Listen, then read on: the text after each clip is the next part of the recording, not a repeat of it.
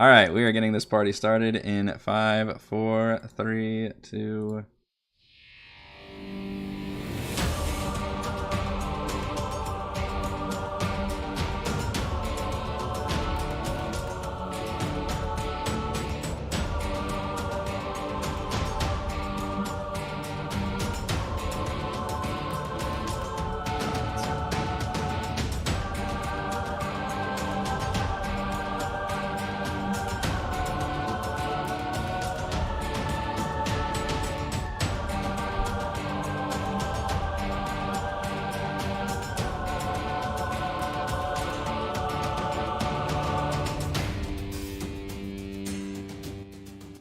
Hello everyone, Eric Watson here, freelance writer, player of games, writer of boards, recorder of videos, and a tabletop role-playing aficionado. Welcome to our weekly live-streamed Dungeons & Dragons 5th edition online role-playing adventures. I'm joined as always by my wonderful friends, Chris, playing Valrobin, the Eladrin Bard of Eloquence.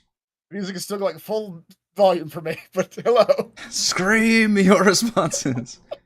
Heather, playing Frey, the Halfling Barbarian of the Beast/Fighter. Hello.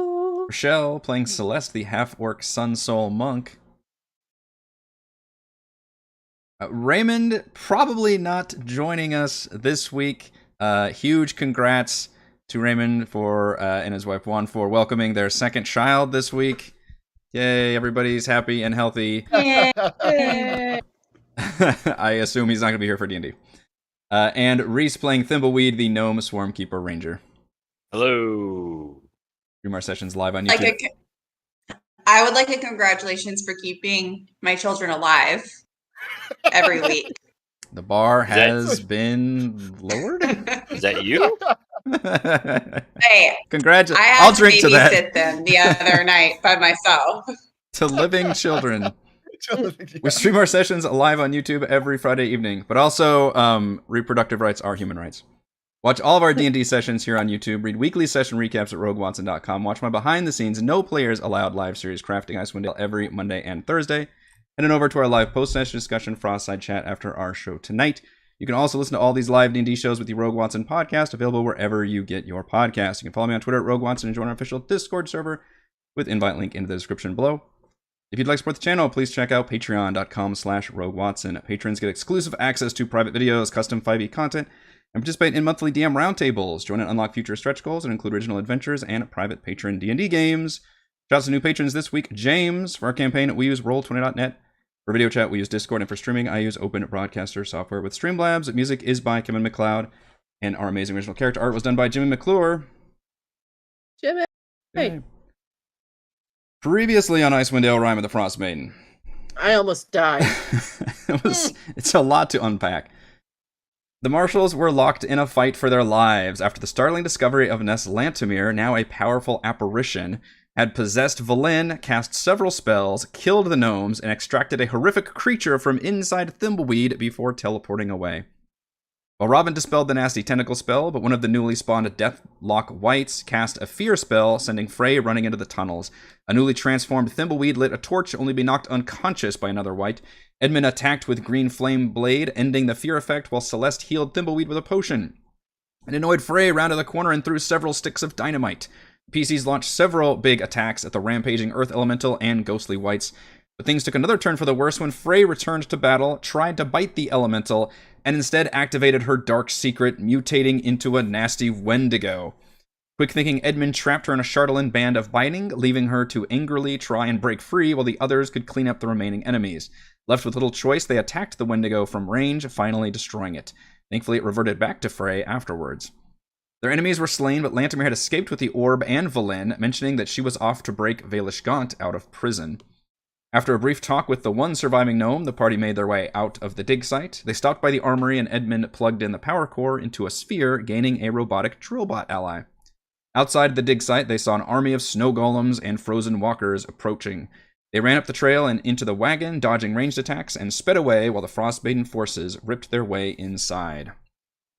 You all take what I can only imagine is an extremely uncomfortable ride back to town, as you all have witnessed some pretty terrifying things happen to your party members. We've changed a little. Yeah. We've done some things. We're all just sitting in corners of the wagon. Is it just not talking. is it an awkward, like, how does this ride go? Like, what is happening right now? Grace is on the back of the cart, like watching the back, so she's not even inside the cart. Grace's normal place is literally on the back of the cart. Yeah. Well, I would probably want to know. You'd probably want to like interview people on what happened to them. Because yeah, there's some story there, certainly. Yeah, Celeste is just not making eye contact. Like, sort of like looking at Frey, like, out of the corner of my eye, but not making eye contact. Does Thimbleweed look different? I assume Frey went back to normal, but does Thimbleweed look different right now? Yeah, like I said, I'm not the cutie pie I used to be. Yeah, I think we mentioned, which, Reese, you can go into more detail however much you want, but I mentioned the fact that you all literally saw Bugs, like, knitting his skin, like, basically creating, like, skin grafts and things to try to heal him, and those patches, they look more like just insectoid, like a carapace. So he's got, like, this almost like natural shell-like armor that's kind of covering different patches of his body. So that part's definitely different. Yeah. Yeah, I look a little more bug-like than I had been. Just a little more. A little more. Not something to for gazes to linger upon. Right. Jimmy, we're gonna need new art. I don't know. We didn't do new art when Celeste became a plant zombie, so. You did too. You pasted mushrooms all over her. I didn't commission new art, I should say that. Oh, okay. Yeah. I awkwardly pasted mushrooms over her face and stuff. But technically, if Thimbleweed like wears, which looks like he's wearing art, he could probably cover that stuff up. So, okay. If you could, my cloak, I think I can cover most of it up. Yeah. You could pass. All right, an awkward journey back. I do want to mention that due to a conversation we had during the Frostside, or after Frostside chat, I believe, I have updated one of our house rules, which I have not done in a while, pertaining to spell scrolls. This is something that we have been dissatisfied with the new spell scroll rules, which obviously I want spell scrolls to be able to be used by all of you and make that a fun loot thing. So this was after conferring with some of the players. This is kind of the rules that we landed on, which they're about halfway down this house rules document. Anyone can use a spell scroll as long as you have the spellcasting feature. So you no longer have to have proficiency in certain skills. If the spell on the scroll is not on your class spell list, you can still attempt to use the scroll. You must then succeed on a skill check, depending on which classes can normally cast that spell. Kana for most of the classes, Nature for Druid and Ranger, Religion, Paladin, Cleric, with the DC equals 10 plus the spell's level. And if the spell appears on multiple class spell lists, you can just choose which one of those you want to use to roll. If you fail this skill, so obviously if you succeed, you cast the spell normally. If you fail, the scroll is consumed, and then you must roll in the Wild Magic Surge table instead. Like, that's what we landed on. So therefore, as long as you can cast spells, you can attempt to use a scroll. Sometimes with hilarious results. Yeah. May not always go well. Might not always go well, but that is as a thing. So that is an updated house rule for spell scrolls in an effort to allow people to use, democratize the spell scroll system. I will remind the party that on the Wild Magic Surge table, there is an option to turn yourself into a potted plant. It's happened before. It has. To me. There's also the option to, cast Fireball on yourself. Weren't you like that flying while you turned into a potted plant, I think? She was on the back of a hippogriff and she turned into a potted plant in like midair. Good times. Yep. Fell to the ground. Yeah, my old pot cracked. Yeah. Also, we have officially been playing Rime and the Frostmaiden for 1 year. Wow.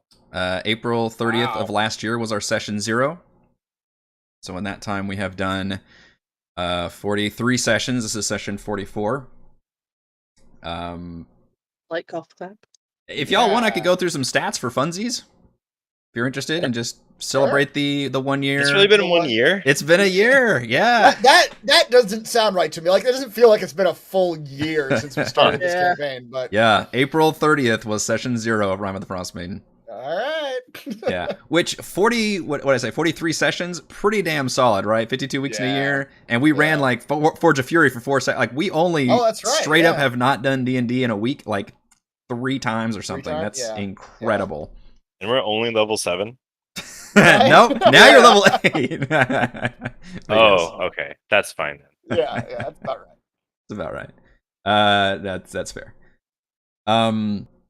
So in that time, the MVPC poll one is a little weird because we allowed multiple winners, and then I didn't allow multiple winners after a point. So normally you could just say, oh, we had 40 some, but actually it's higher than that because we've had multiple. So the number of MVPC poll winners is been 52. Wow, that actually tracks to a year closer than the sessions. It's pretty close, but who do you think has won most often? Reese. Either Reese or Raymond. I think Chris or Raymond. I don't think me. Well, I'm gonna go Raymond. Sticking with Reese. I'm also gonna go Raymond. The answer is Thimbleweed. Okay. Yeah, hasn't won a lot lately, but you cleaned up early on in the campaign, so you were ahead by a good chunk. Inspiration. How much inspiration do you think I've awarded so far in this campaign? And chat, please feel free to include yourselves in this. I know there's a bit of a delay there, but how much inspiration? 100. Yeah, 100 was my guess too. Is this price is right? I'm gonna go 101. You asshole. So how many points of inspiration you've awarded total? Points of inspiration between all of you through all the sessions. 32. 32. That is a range. I feel like he's done it at least once per session. I'm gonna go not quite 2 per session. I'm gonna say 70. He's done all of us in one session. You know what? That is true. He's done all 5. I'm gonna stick with my number there. 102. I'm gonna say 75. All right, so the guesses are 100, 101, 75, and 32. Yep. All right, got a range. Price is Right rules. Chris is almost exact. Oh, really? Almost exact. The total which it's possible these are off a little bit because I try to update them while I'm doing, but the caveat is I do keep track. I've got total inspiration earned at 80. 80. At least 80. Therefore 100. Yes. So far I averaged a little bit less than 2 a session. 2 a session, yeah. Oh, Stan was really close in chat. He guessed 85, yeah, and 75. That's actually really that's crazy. That's impressive. That's why you don't help him. If you think about this too long, you'll probably get it right. So maybe give me your knee-jerk reactions. How many times total has somebody reached 0? The entire party collectively, how many times have we gone down to 0 hit points? 12. 6. 12, 15. 6. 15. 15. I said 6 too. 6. Oh. Reese fucking nailed it right out of the gate. 12. Oh, wow! All right. Okay. All right. It's Just said knee jerk. Fucking checking all my notes over here. And congrats to him for being the 12th one. Also, the last one when he just went down, and I could only do it because I cinematically reduced him to 1 hit point. Yeah. Who's gone down the most? Chris. That's a good question. It's pretty close. Yeah. I don't know, really. I mean, 12 between 5 players. You don't have a whole lot of variance there. We know, like I said, Reese, Thermweed only went down the 1 time. I'd say me. I think I've got that like 3 times. I'd say Chris. That's a quarter of the 12. I don't know. How many times? I mean, not Frey. She's in the front line. Mm-hmm. She Frey's hard to get down though. I Feels know like I've gone Roll down. Robin to me. I think I've only gone down once. But the other ones have gotten really damn close. Like right now, leading this last one, I was at 1 hit point. Yeah. Mhm. That's right. Yeah, she's gotten real. Yeah, y'all have gotten real hilariously close several times. Obviously, Celeste wins in terms of how far she's gone down. Oh, yeah. Hilarious. How many player deaths have we had? Yeah, just the one. So the answer is a 3-way tie for most going down to 0 hit points is between Valravn, Frey, and Edmund. All of you have gone down 3 times. All right. Oh, okay. Wow. At 0 Okay. hit points. Edmund, really? Yeah. Yeah. I don't remember Edmund going down that much, but yeah, okay. Probably maybe in the early sessions. Yeah. They were early sessions. I actually have receipts from all these things if you want to hear. Edmund went down. Of the story. This is why I keep these stacks. I think it's fun. See, I taught him well. The comments that we have at the house sometimes don't come at me without receipts. So he's In like, fact, that mountain climb quest, he went down twice. Once at the very beginning, he went down to an owlbear, and then another time he fell to one of the yetis. I guess the one yeti you guys fought. Okay. And the third time he fell down was when we did that the Knoll Cave one. I think the Reese and Michelle weren't here for that one. I think Reese and Michelle weren't here for 2 of those things. Oh, possibly, yes. They're the Lucky Charms. Yep. Last Which one. makes sense because then Edmund would end up tanking alongside Frey. Yeah, it's probably up there more. That's Celeste. true. Yeah. Total critical hits that the entire party has I gotten. have no idea. I would say 3 a session. So what is that? 120. Let's just say 120. I'll go 140. I've been influenced too much now. 90. Boy, you guys are really overestimating how many critical hits. Now I this was is gonna say 50. just you guys, not me, just you guys. 50. 50 is the closest. Really? Yeah. I feel Wow. that actually is surprising. I feel like we've gotten at least 2 a session, but that's maybe not. It's not. I don't think so. Yeah, all right. Total What critical is that? hits is 43. Wow. Okay. So it's like one a a session. So we had to rebid. Keep in mind, yeah, no one won. keep in mind, we have had entire sessions without combat too. That's true. So there wouldn't be a critical hit then. Yeah, yeah. But do we count that as actual D&D though? If nobody swings an axe, that's are we really right. playing D&D? That's a normal Wednesday. Does D&D actually happen? Who's had the most crits? Me. At some point, it comes down to who basically is. I mean, hitting who the was most. attacking the most? Yeah. And so I feel like it would have to be either Celeste or Frey because they're attacking the most. And so, well, Thimbleweed attacks some same amount now, but early on it was only once per turn. So, you know what? Actually, I'm gonna just go by the law of numbers and say Celeste probably attacks the most because she was doing like 2 attacks even at early level. So I'm gonna say Celeste. It is Frey. Okay. Frey still nails the crits. Nice. Because that advantage rolls. That actually is a good point. And You she roll always rolls an advantage. Wow. I think that does actually make a big difference. I didn't think about that. Yep. I guess one final fun stat I've kept track of: how many short rests and how many long rests have you guys had this campaign? Yes, Not enough. that's the last one I keep track of. I feel like we've had like 1 long rest ever.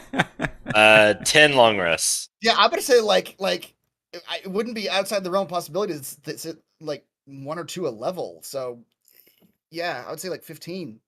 Yeah, I was gonna say like 10 long rests and way too many short rests.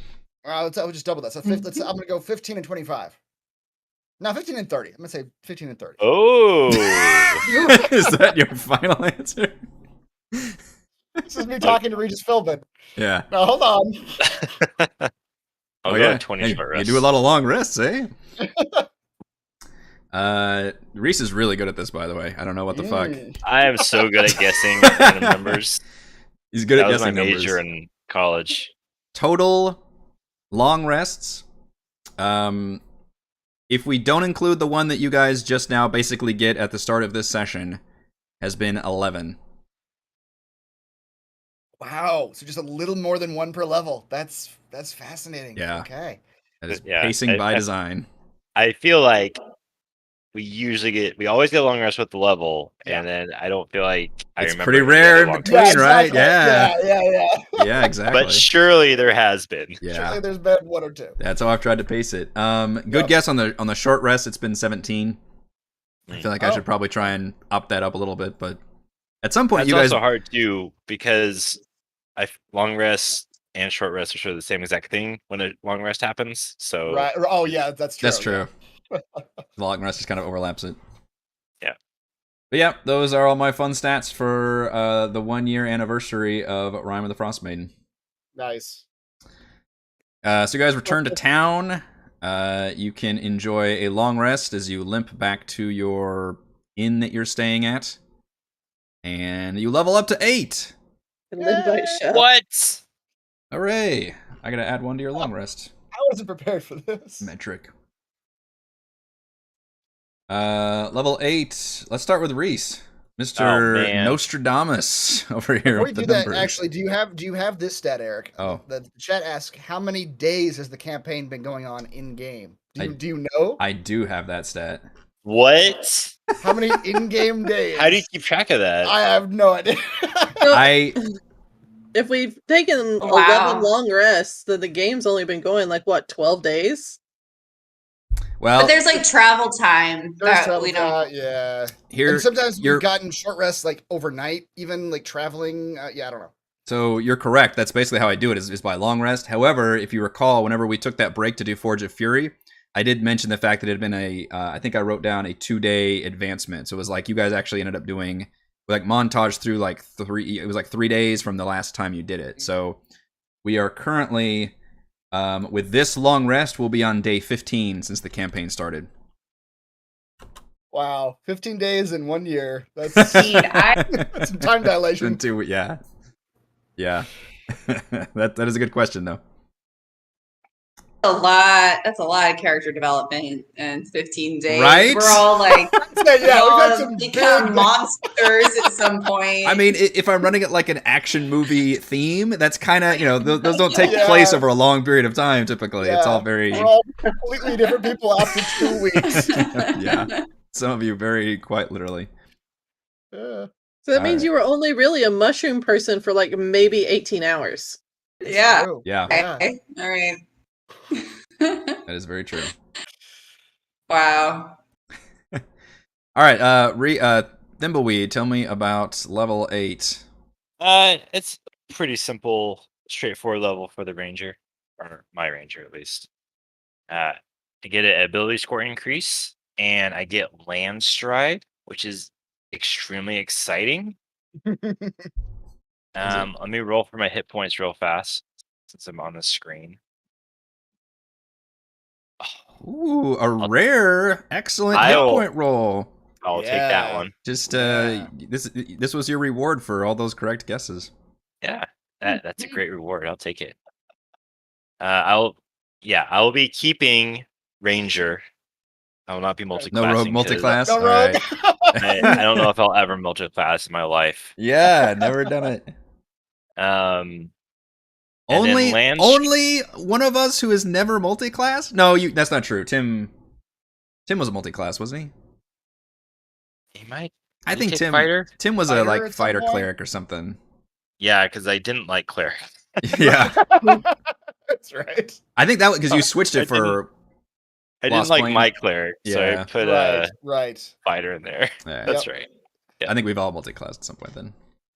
This was my first game to multi-class, by the way. Oh, interesting. Wow. I have never multi-classed until this game, There's your and trivia. I regret it. Right. Yeah, She yeah. regrets it. I should've done it. I did not regret mine. I renounce my fighters.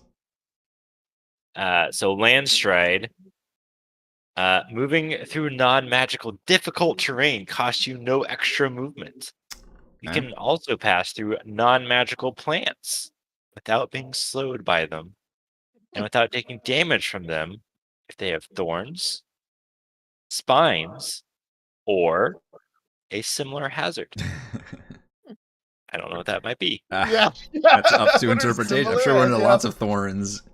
Yeah. In addition, you have advantage on saving throws against plants that are magically created or manipulated to impede movement, such as those created by the Entangle spell. That's You at least sure more made that relevant. sound It exciting. did. You'll have to do that for all the level ups now. That's right. Okay, we'll do. I'm going to take a +2 to Constitution. I'm not going to take a feat because I'm lazy. I'm already perfect. Yeah. I'm already perfect. New spells. My spells are also perfect. I think next level I get access to the next level of spells, but still level 2 for me. Okay. My current spells are, like I said, perfect. No notes. That's all. The oh, there goes. All those Arctic plants. You're gonna breeze through them. That's right. So I have a 16 Constitution. You're gonna have to do a lot of work on that similar hazard, like part of the sentence, basically. Is shards of ice not a similar hazard? Exactly. What are shards of ice if not frozen thorny? thorns? Thorny ice plants. All right, so that takes me to currently 80 hit points. Nice. Stupid That's cute. beefy ranger. Yeah. It is cute. I don't remember what it was before this level, but When you get to the left screen of the character monster, it'll show you. I already clicked off of that. Oh. Then we'll never know. We'll never know. I actually keep track of. I have copies of all of your character sheets at every level. What was it before then? Well, now I had to look it up, but I shouldn't have said anything. You shouldn't have said anything. You offered. A second. Now I'm curious because I feel like What was Thimbleweed's hit points before? That's you've right. you've guessed every single number correct so far, so you should probably guess and you'll get it. 67. No, that doesn't make any sense. What level are we? Well, you can do the math. What's your con modifier? 16 now. Yeah, so +3. So 9 plus 12. 3, it's 12 less than what it is now. No, it's Right. more than that, because if he upped his con, he upped his hit points. Oh, that's so right. it goes Yeah, back. ignore me. Yep, you're right. So add 19 7 more. more to that, so add is like 19 less than what you are now. Oh. That is correct. 61. His hit points that I'm looking at right now are 61. Yeah. Yeah. That was off the old noggin. Yeah. Pretty good. All right, so be ready for Landstride, DM. All right. Yep. I'm prepared. As Chat says, what are teeth but thorns of the mouth? I will stride right over them. Can I defend Ow, with my my foot? Yeah. That's funny. We will skip Raymond for now and go to Rochelle. Tell us about your rogue multiclass for level 8. No, what? No. Damn it. That's what you told me earlier. Almost had her. Oh god, I feel so stressed out now. No, it's all I get is an ability score improvement. So it's not very exciting. You don't get Sorry. Landstride. You know, with Landstride, I looked it up to see if it was just the original Ranger stuff, Yeah. or if it got upgraded in the new Ranger stuff. It's just the original Ranger stuff. Oh, okay. It's a carryover. Way to like steal my thunder. This is my big moment. Tell me Reese, more and you about keep Landstride, talking about Reese. your own freaking. Man, have you ever been walking? roll. The Gene Wilder, like Yes. Willy Wonka, like tell me more. Have you been walking through Nailed the that in. forest and you're like, man, I wish I could walk faster? These plants are really impeding my movement. Oh man, yeah. Like when you catch one of those infomercials, black and white, someone trying Yeah. to walk through a bush and just failing horribly. They just fall over and like, oh, This bush! About 30 testimonials that come on there. Thanks to Landstride. Have you ever tried walking through a bush? You can't do it. This is what happened to my grandma when she tried. And Celeste comes on screen. Actually, I have something. Be quiet! I'm walking through a field. I paid $14 for this 3 a.m. time slot. I won't be interrupted. All right, Celeste, please tell us about your landstride. Or what are we talking about? I'm gonna mute Your myself. monk. Tell me about how your monk can move. I became more dexterous. All right. That's always How good much for a more monk. dexterous? Two more dexterous. Two more dexterous.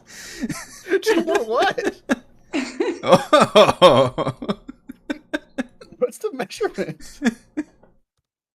Well, that's That's my dexterity now. all right. That is a It mediocre was a 3.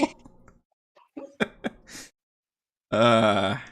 Yeah. So look out, guys. Yep. Look Got a out. +4. Now that's that. I mean, that's a And, +1 to like all the things that you do, basically. So that's pretty solid. Yeah, that's the idea. Yeah. So And your AC too, right? I think. And unless I'm what? wrong. Your AC? Isn't monk AC based off dex? Partially? Yes. Yeah, okay. Reese is nodding his head yes. So I'm gonna go with yes. Maybe. Okay. You might have to do that manually. I don't know if the thing does it do that in the character sheet. I don't know. AC? What was my armor? Go back to my old character sheet. That's What was my armor class? The Man. character, I don't the know. character You're sheet will offering. take care of it. I'm having to As pull long up as you so went many through- receipts today. As long as you went through the character monster, it'll take care of it for making sure it gets put in correctly. It knows Yeah. that monk is done differently. I feel like it did. But anyway, Wait, her so AC I went now have an down. AC. Then that's not correct. On level 7, your AC was 16, and it says it's 15 right now.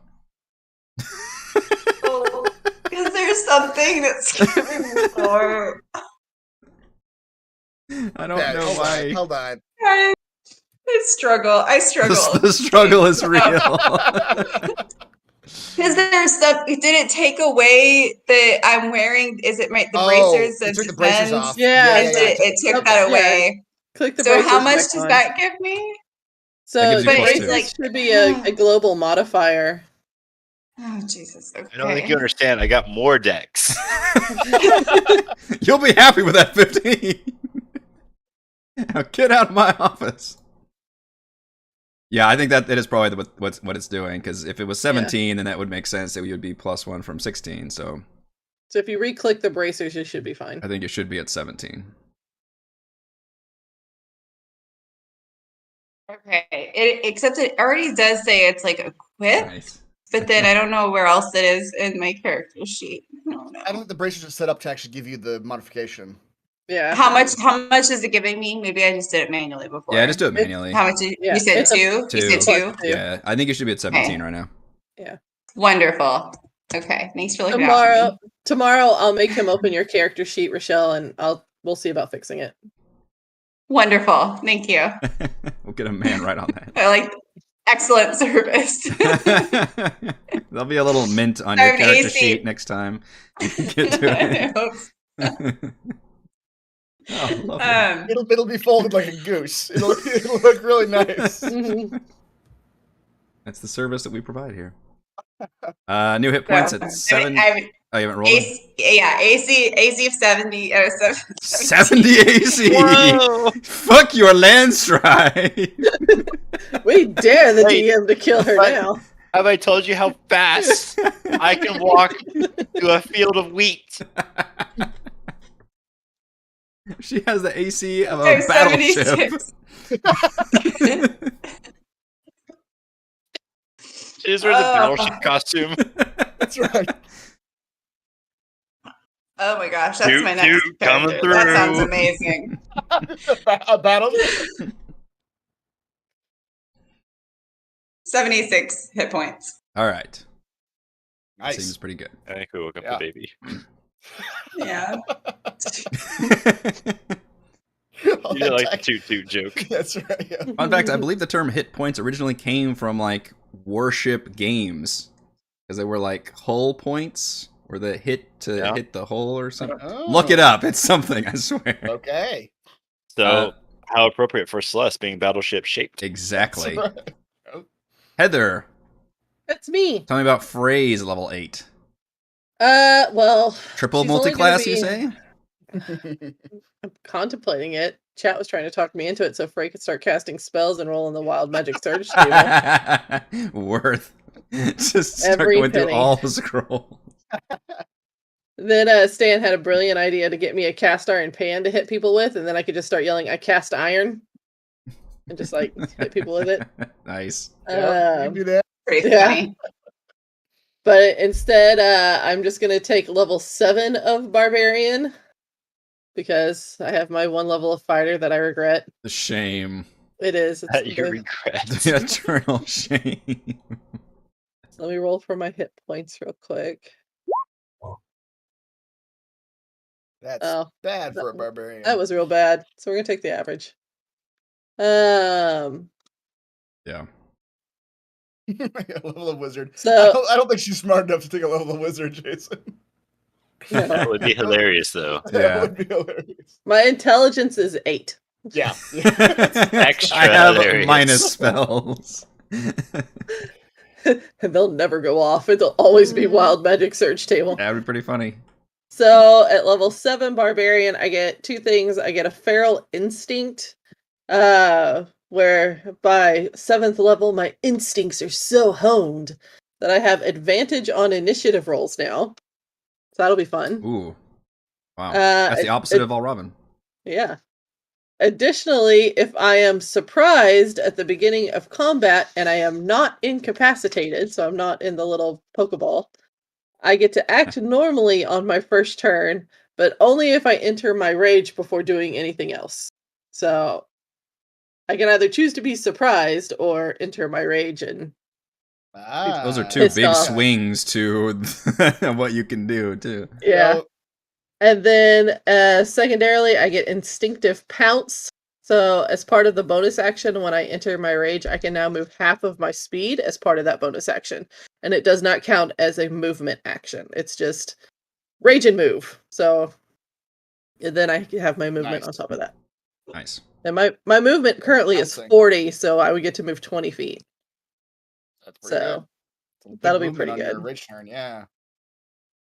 I wonder if it'll automatically do the initiative thing on your sheet, or if you have to do that. Because I know by Chris there is a way that you can just select it, right? So you don't Yeah, have to, it's in the thing. I know Okay. how to do it, yeah.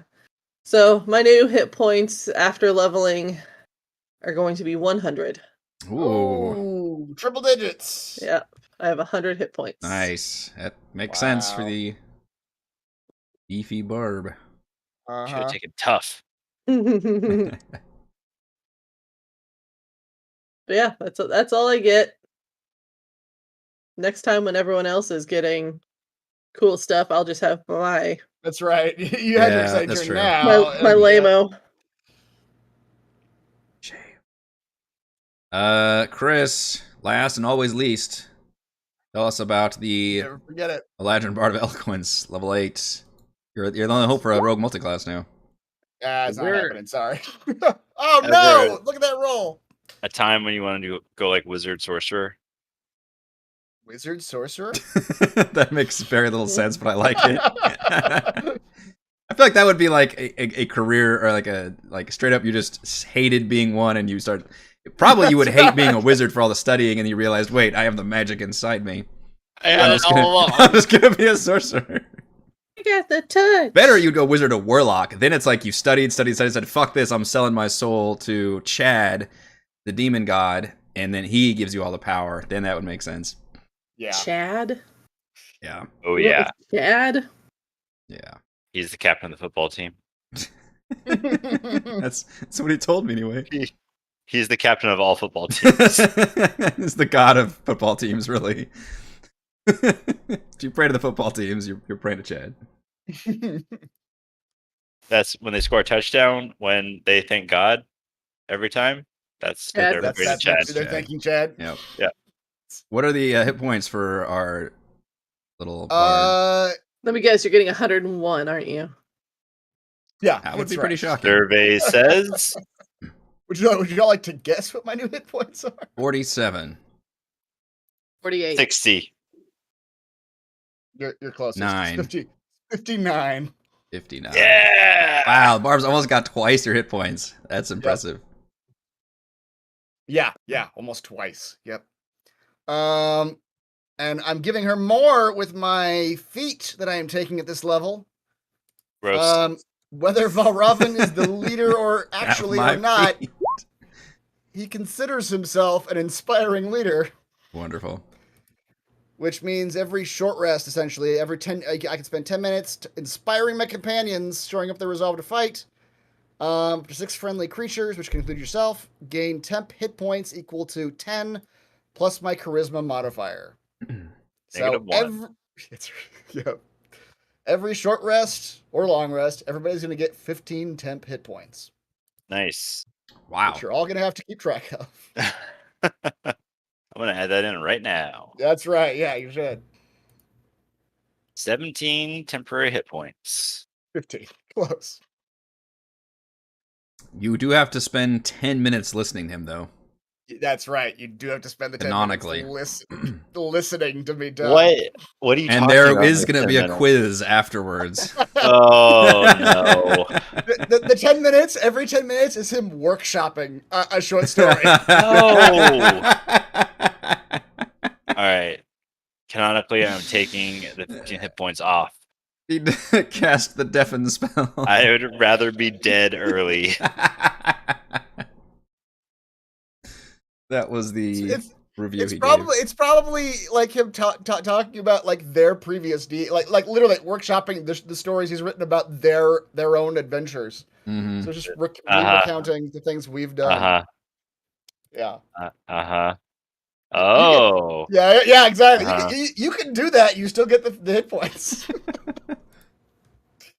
I'm listening. Do Uh-huh, my go ahead, eyelids have to go be ahead. open? I mean, I don't know. It's trick glasses. And then character monster did not work. It did not put the spells that I selected in, but I It guess is a poor player who blames a character mancer. yeah, I guess so. But I'm removing bestow curse and taking silvery barbs as a spell, and then as my new spell, I'm taking greater invisibility, which will make somebody very powerful in combat. Very invisible. Do it to me. Do it to me. Oh, I didn't put this. You in the already chat. have advantage. It's kind of almost defeating the purpose to do it to There you. we go. But things get advantage on her, so if she's... Oh, that's true. If You she's would cancel invisible, it. then everything, yeah. Thank goodness we can see her land stride in action. I didn't know if I forgot. I didn't put in the chat, so I apologize. I know there it is. Just been this listening is with rapt very. attention. Yep. The audience spoke, and I provided. So, as I mentioned before, you guys set out on your first excursion after the break. Things are not doing very well in 2 towns because there's really only 2 towns that are fully functioning at this point. Now, Our martial status is getting worse and worse. That's right. a lot of people survived because of your actions, and a lot of people wanted to return, despite the horrific conditions that this land is still in, they wanted to return home. They wanted to rebuild. Especially the folks of Tourmaline and Lonelywood. Their speakers all survived. A lot of their people were able to survive. Their buildings and infrastructure was destroyed. But these are frontier people. They're very hardy, resilient lot. They're used to hardship. This is kind of like 3 different catastrophes on top of each other, which is, even they're really feeling the sting of it. But those folks are getting back to it. The former alcoholic dragonborn adventurer of Caer Konig was able to lead a lot of his people to the castle of Caer Dineval, which you all also was able to free the speaker there, and they've been housing a lot of people in that castle. And then they've been able to. Name? Shoot, Frank? I don't remember the names. Sorry, I could look that up for you. he was like a really integral part for a Like little I'm bit. at a Senate hearing. Like I could look that information up for you. A press conference. But he's sober now, right? Yes, he is sober now, and Okay. thanks to Trovis. Frey gave him a talking down and everything, and What was his name? Trovis. Trovis, Trovis. thank you. Ooh, good one. Wow. Wow. Good Okay. one. And then Targos I is hog-tied him, made him get sober. you did, Yeah. Targos is one of the 2 cities that survive, so they're doing fine. They don't have a speaker right now, so things are a little strained because of that.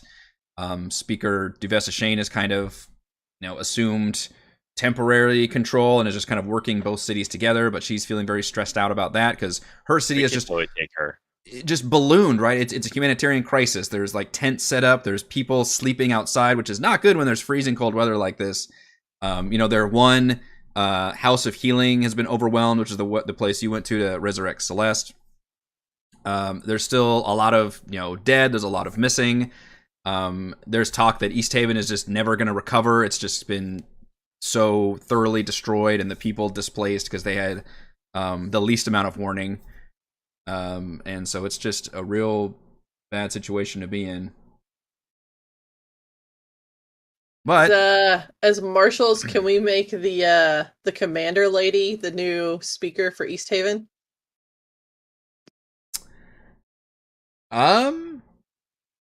She's now the speaker of East Haven. Frey commands it. From what you know of your duties as marshals, that would be akin to martial law, which would be you all, the military taking over, but you all answer. Martial law, not marshals. You all, you all answer to the speakers.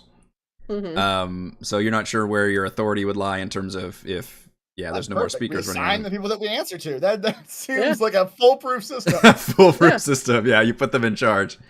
Don't forget, we put you here. The system works. Yeah. Shouldn't we make them advocate for a centralized form of government to make it more efficient? We should. Mm-hmm. Ah. Like, the most efficient is one person, so. Yeah, Oh, you might as well, we have kingmakers now? One person with absolute rule. a dictatorship with. Yeah, I think more of a dictatorship, not a king. Yeah. Okay. Yeah. In times of great strife, that is often what ends up being successful, for better and for worse. Frey will 100% volunteer to play the role of executioner. Boy. Maybe we could give their title as absolute murderer. Mm. That'd be a good one. Yeah, she would Instead of emperor. relish that title. Yeah. I second that. All opposed? Good. Nobody. But next on your agenda, I believe you mentioned He's like, shut up, shut up, shut up, shut up. was checking out the pirate ship. I'll remind you of this quest. This is the one that you received from Spellix, you remember Spellix, but the guy you saved from Karkaloke, who was in Icewind Dale specifically to hunt down a pirate ship that was supposedly full of treasure. And last it was seen or heard from was in the Sea of Moving Ice. Yeah, what could go wrong here?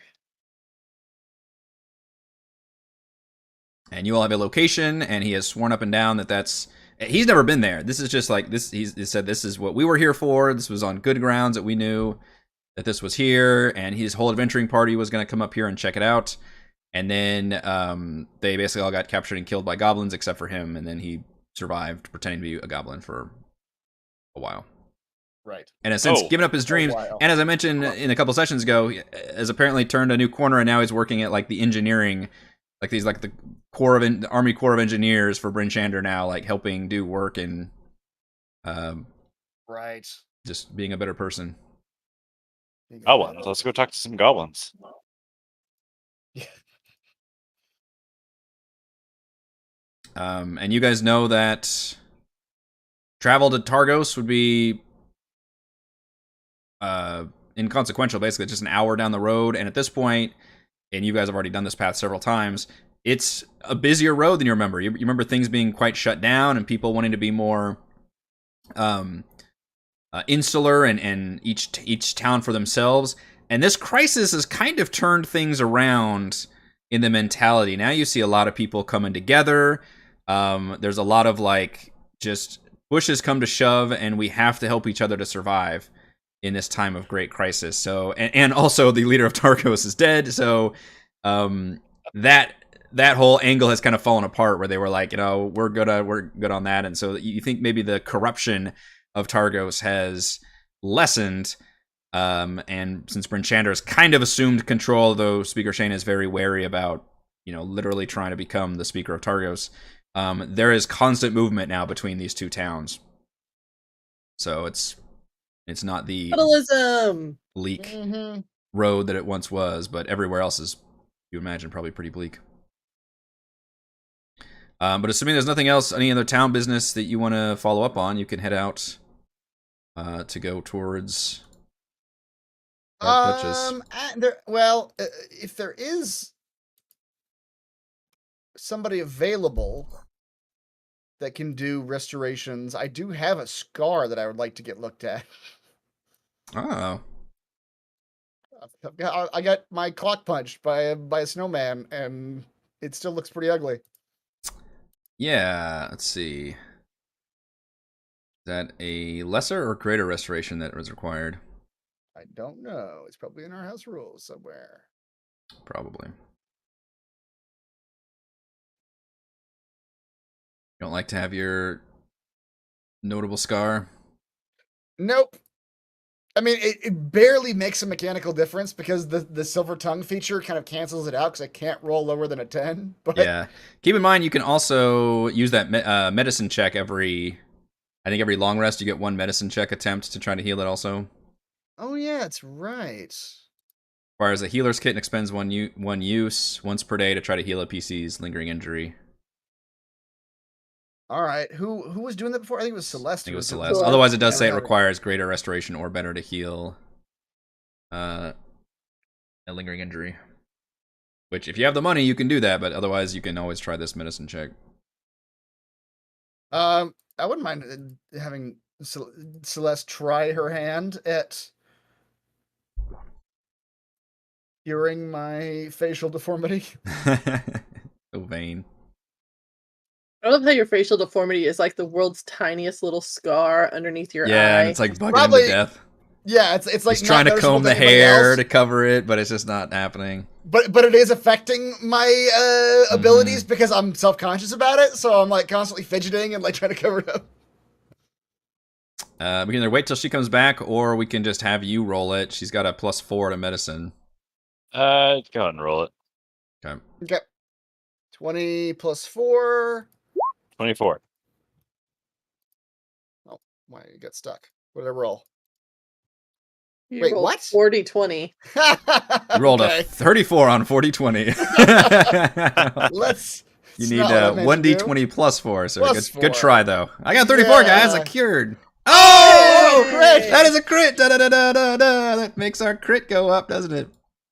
I guess so. Congratulations, you healed your own goddamn with one roll. Or no, Celeste did it. Sorry, Celeste. That was thematically that was Celeste. Celeste just walks up and puts her hands on my face and just does something, and like, oh, that bone is where it's supposed to be now.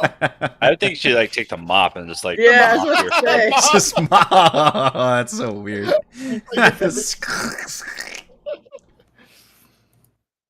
Wow. All right, you have cured your lingering Cured a injury. scar. That scar, Cured a scar. In a world where people can wave their hands and cure spells, I guess if you're just really good with medicine, perhaps you can literally This magical fantasy world has gone too far this time. literally work magic. But not literally. The ability to walk through forests. Right, yeah, exactly. That's too much. That's too much. No man can walk through a bush without being impeded.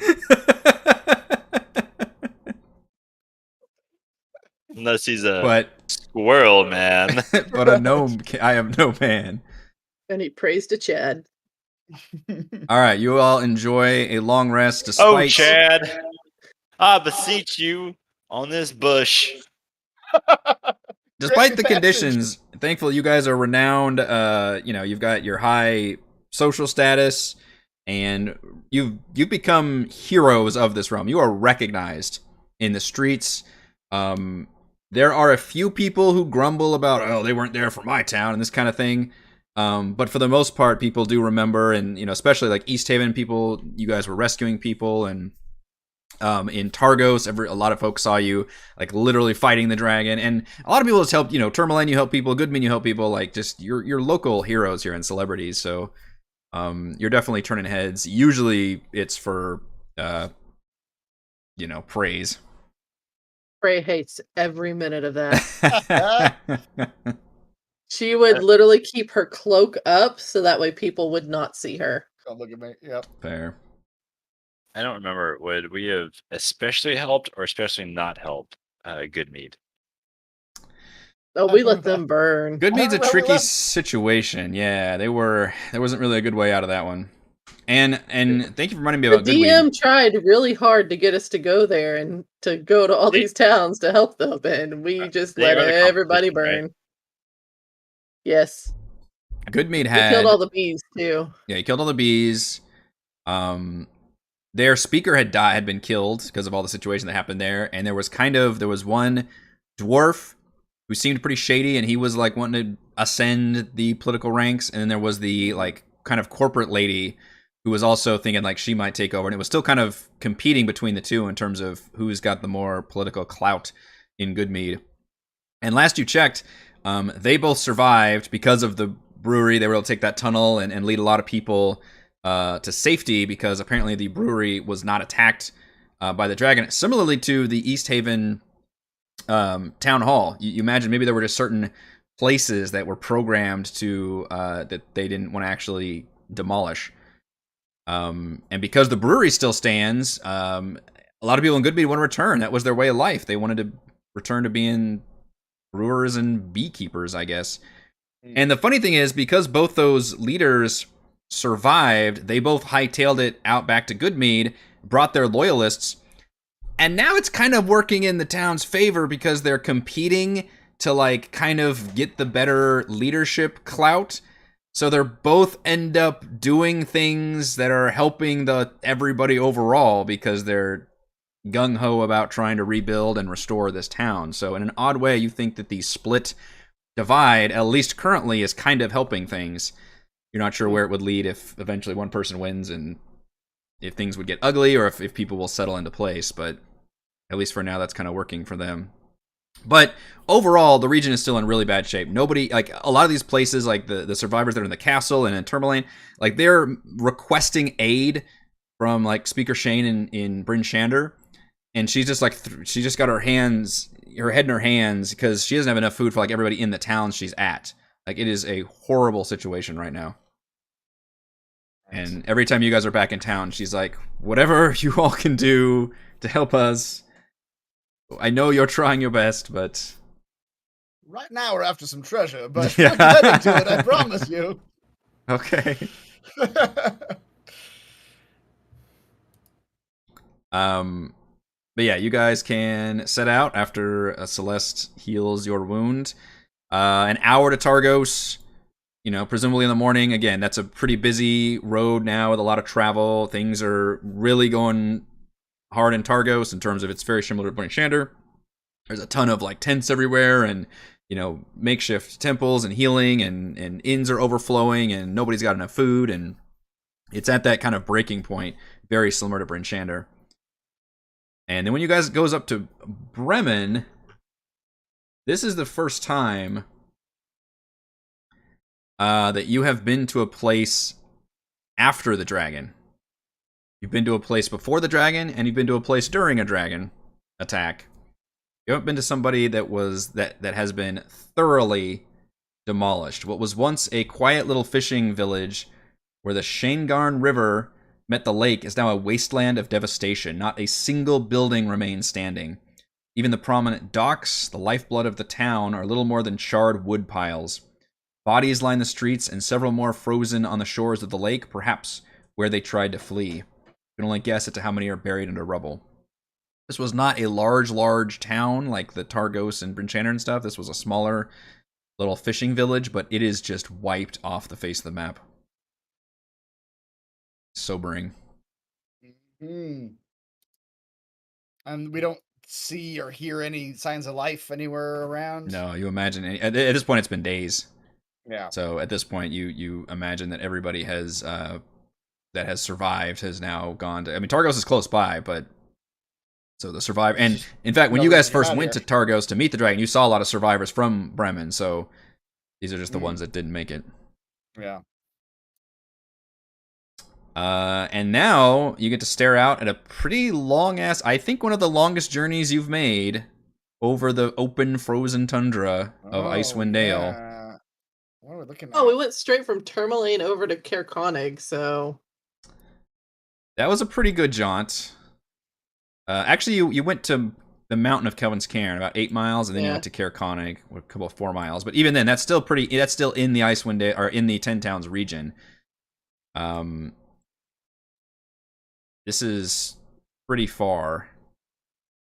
Out of civilization. Yeah, even Frey and Thimbleweed have probably not ventured, at least in this direction, I imagine.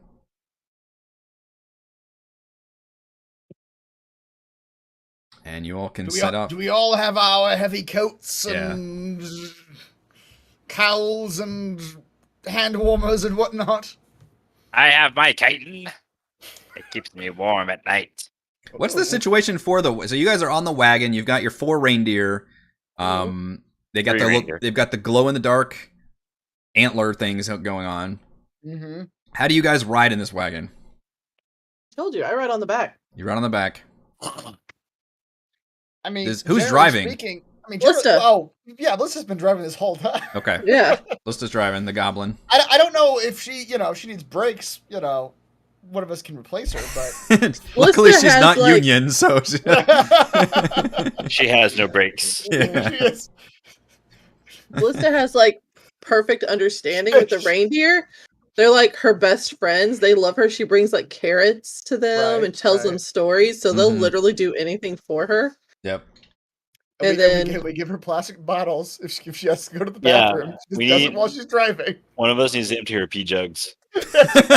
Yeah. Lord. At the end of every day. Stacks them up like that. What's that guy from the airplane business movie?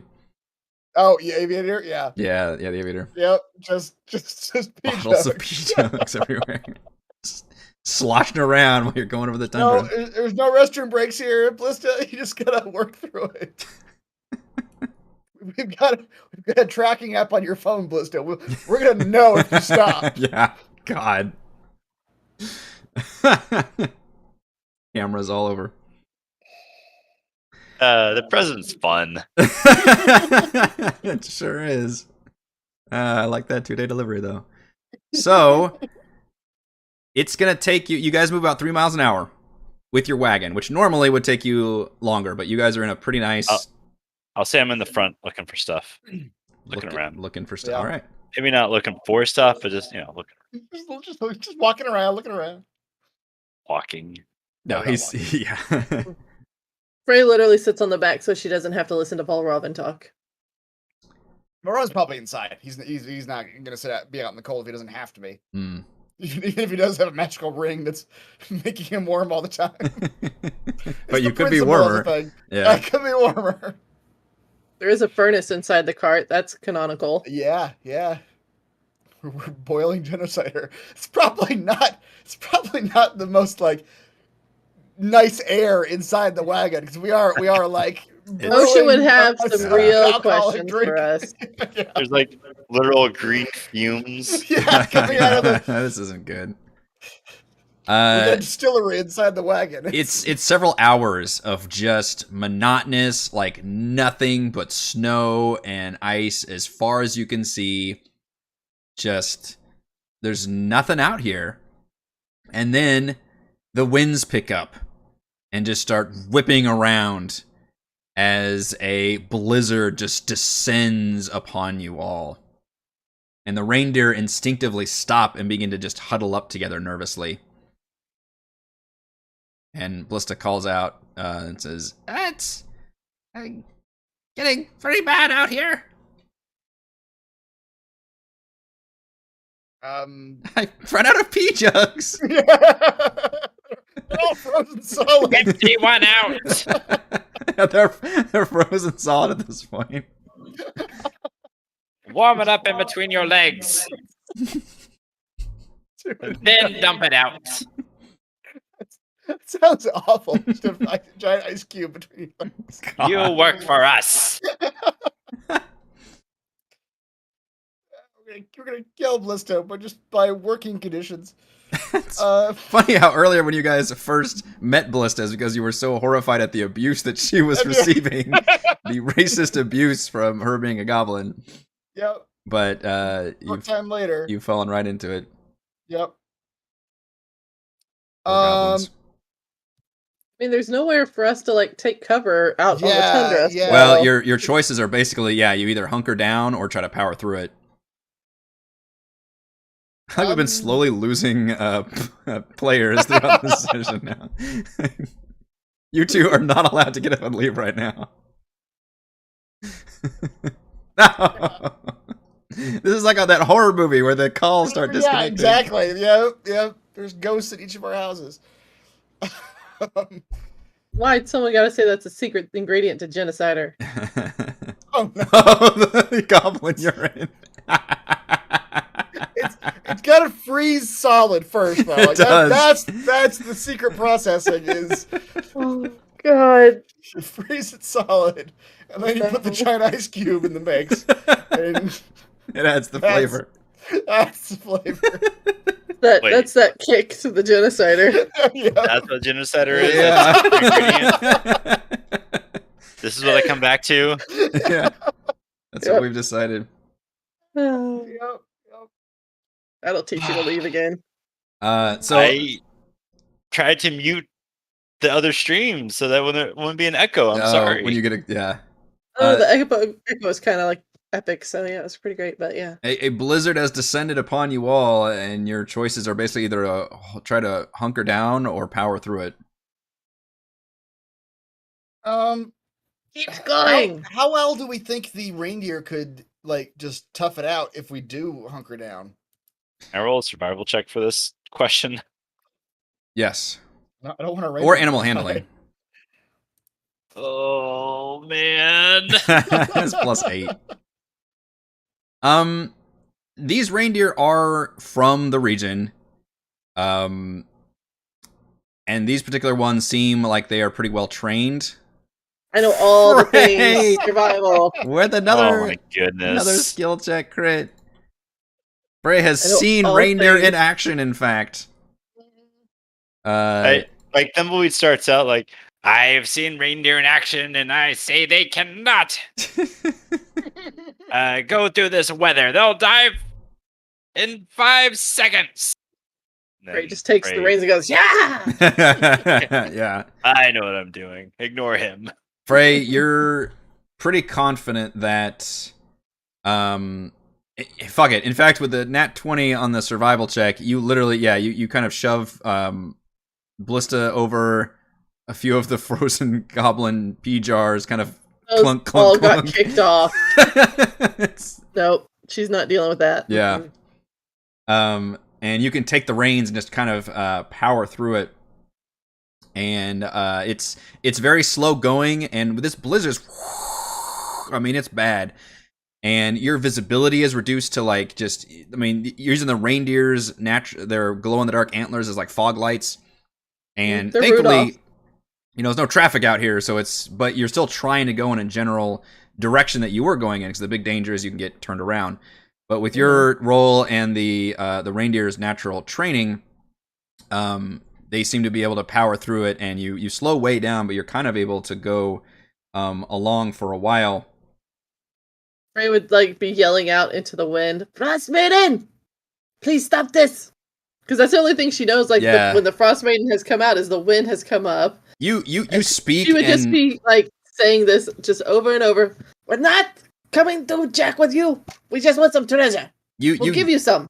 you yell out, and even Ballista like turns and is like, "What?" Like, and just the wind is like carrying your voice away. Like you almost can't Oh yeah, even say she knows. anything. Yeah, she knows. She's just, if the Frostmaiden can hear it, that's all that matters.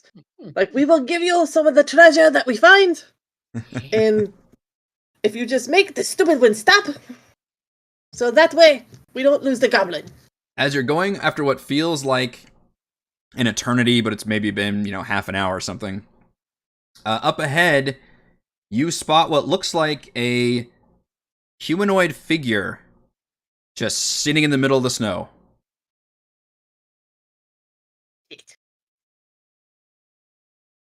Barely visible because, again, this blizzard is kind of raging and it's difficult to make anything out. She will pull the reindeer right up into the person's face and stop them right like this. You start getting closer and the reindeer start freaking out.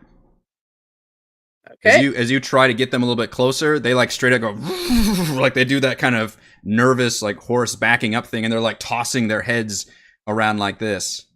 In that case, then she would toss the reins back to Blista, look at Thimbleweed, and say, "You might want to get the others," and then jump off and start walking towards the guy. Okay. Go, why are you scaring my damn reindeer? I don't know how to drive reindeer. Everyone, abandon ship. Is this the brake or the gas? Yeah! I'm slamming something. No, I gave them to Blista. Okay. Blista's got the reins. Yeah, Blista's. I You look over and jumped Blista off. almost looks like the Jack Nicholson at the end of Shining, just like complete frozen. It's like ah. And jumped off, and I am walking towards this individual, Okay. asking him or her, why are you scaring the reindeer? Roll me Everyone, Ray is attempting diplomacy. Hurry! That would not literally going probably to make well. Paul Robin just stick his head out the window and watch this. Yeah, exactly. He'd be like, "Oh, it's time for a show." is there a problem, dear? Now, keep in mind, you're in the middle of a blizzard, so So- if she's gotten yeah, off the okay. wagon and gone, you literally cannot communicate with her. And to be honest, Morrow wouldn't even raise his voice. Yeah. It would not even be a thing. You might have registered the fact that the wagon has stopped, maybe, but Yeah. Even then, it's rocking from the But wind. so sound, no. How about vision? Like, is our vision obscured at it's all very in terms of- obscured. Yeah, you Okay. can see because you can basically see the reindeer's glow-in-the-dark antlers up in front, and then maybe 30 feet beyond that, and that's And it just at the doesn't help edge where you that- see that figure. Yeah, it Okay. doesn't help that Frey's cloaks and robes are set up in a way to blend in with this tundra environment. Okay. So we maybe So see she the literally figure looks better like than we see a her. walking rock. Yeah. Okay. Yeah. All right. So we're mostly just watching. I can't even like Mhm. speak to them at this point. All right. She's got her axe out, walking towards the person, wanting to know why he's This scaring is the damn diplomacy. reindeer. And she just carries it over her shoulder. Advancing. Mhm. Give me a perception check at disadvantage as you're approaching, because again, this raging blizzard is not doing wonders for your vision. Damn it! Okay. It still just looks hang on. like I might be able to do a thing. Hang on. Okay. I have to remember. X. Let me check. I don't think a D6 is going to help me here. Never mind. I rolled a 2. Yeah. Nope. I mean, if I rolled a 6, that would give me an 11. That's probably not gonna help. Yeah. too much. Maybe a little bit. Yeah, it still just looks like a person, like Yeah, a human-sized person just sitting in the middle of this raging blizzard in the snow. She doesn't care. She's going up. Okay. She would assume it's the Frostmaiden in some form, honestly. Okay. Yeah. Wind is go howling. That's the only time she's ever seen the Frostmaiden is when the wind picks up and howls, and then the Frostmaiden just shows up. So she would immediately assume it's the Frostmaiden. Yeah. All right. You get right up to it. You're just crunching on the snow. Mhm. And if you do say anything as you're approaching, Yeah. Why are you scaring Okay. my damn reindeer? no response. You continue approaching. Hello. Yeah. Yep. Yeah. She's gonna go up. She gotta move so he can get through. Yeah. You get right up, and it's very clearly that this is a corpse. A frozen skeletal body. But the interesting thing is, it's like perfectly from what you understand, like, frozen skeletal bodies don't sit in like a nice sitting, like usually they're just splayed out in pieces everywhere, and it appears to be very put together, and just sitting there, staring straight ahead.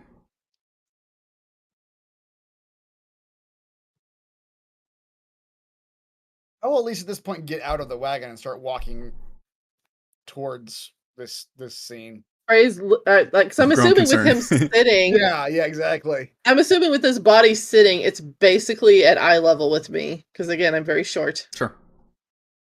So she's just kind of looking at it, and she will literally take her axe and push its forehead and make it fall over. Okay. But I have a feeling I just triggered a trap. I do have danger sense, so if I did trigger a trap, I get advantage on some saving throws here. Okay. Go ahead and post that. Thank you. Okay. As you get your axe out and kind of move to, you get enough to tap it. Mm-hmm. As soon as you do that, the entire ground beneath you shakes and shifts. Like, you think it's an earthquake at one point, and you just start stumbling around, and all of a sudden, everything just undulates beneath you, and you see the ground just heaving, and these wings, these large white leathery wings, just the size of your wagon, stretch up out of the snow, and just piles of snow are just sloughing off as a gargantuan white dragon slowly emerges from underneath just piles and piles of snow. I need... You would look at that and go, that was freaking cool. Frey and Valravn, you guys found yourselves on... This creature was just all in front. I need you to give me dexterity saving throws. Oh, boy. Advantage! How am I not proficient at dexterity saving throws? And then would you see this from the wagon very clearly? Oh, I am very pleased to announce that you both failed the save. What? What? Well, I'm sure the save was probably like some bullshit 30 or something like that. I'm very pleased to announce. I don't know what I can do for that, but I know, I'm trying to see if there's What? anything else I have. if a 21's not gonna make it, it wasn't meant to be made. there was one roll I could make it. That's a good roll, though. Oh man. Oh, I rolled so bad on damage. You both take 11 bludgeoning damage as you're just thrown off your feet. Like, you're sliding off like a mini avalanche has occurred beneath you. And this I mean, you fought a Chardalyn dragon. This thing could eat that. Like, it is just huge, like the size of just a building, just stretches up, and you can see the figure, Frey, the humanoid corpse, is on a little saddle attached to the back of this massive, massive dragon, and it rears its head up and stretches, and you can see the blizzard beginning to subside around you. The wind starts to kind of calm down. Frey would yell out, "Really, Frostmaiden, now?" And the dragon shakes her head a bit and just says, "Back in the saddle already, Malthrond? You should have woken me up. Ah, and it smells like you brought breakfast. Is that reindeer?" You know the person on the saddle is dead, right? Beast swings her humongous head around.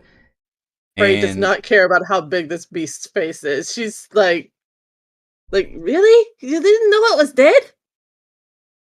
And looks down it's still looking at the reindeer, which are now like, Blista has like completely gone into like freaking out mode, and the reindeer are like trying to cut and run now. They're like trying to like just get the fuck out.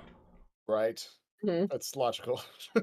Yeah, and this dragon looks incredibly old, and without having to roll any kind of skill checks, you know that dragons, unlike most creatures, as they age, they just get more and more powerful.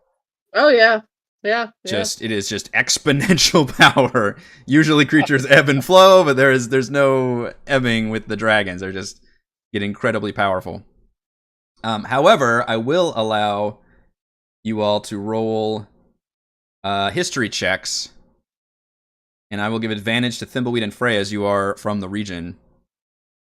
If you have heard of such a creature. These are really good history checks, y'all. Yep. You have all heard tales of the White Worm, whose real name is Aviatras. A fearsome dragon who has lived in Icewind Dale for longer than anyone can remember. You know that she has never directly threatened Ten Towns. She seems to stay clear of the people here in general, but of ships on the sea, she can be an absolute terror. She kind of rules the sea up here.